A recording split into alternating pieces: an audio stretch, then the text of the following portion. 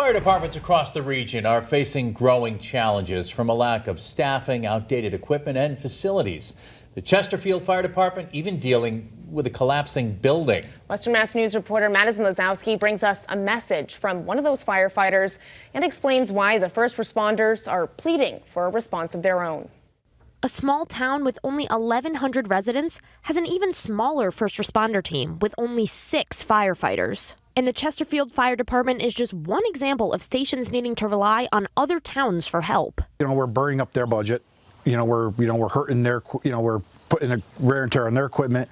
We're draining their personnel. The mutual aid is a Band-Aid. And with Chesterfield firefighter Roger Bancroft being out on injury from his full-time electrician job, the department's all-volunteer roster has now shrunk down to 5. Pretty soon, we're going to be really struggling, and we just really need the help. Despite actively trying to recruit and retain new members, the lack of staffing is not unique to this community.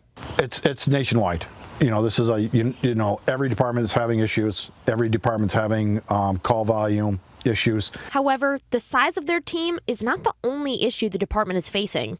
It's also the size of their station that's a problem. The garage at the fire station is so small, this is how closely together the trucks have to park to fit. And this is how closely they have to park to the wall.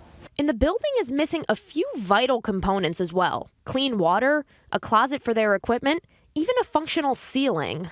And it's not safe. We got ceilings falling apart inside, and we're just putting another Band-Aid on a bigger subject that needs to be adjusted. And Bancroft tells us their outdated equipment doesn't always get the job done. It's stressful when you need the equipment and it fails. Basically, all of these volunteers are grappling with appalling conditions in their own time, all to help protect their beloved community.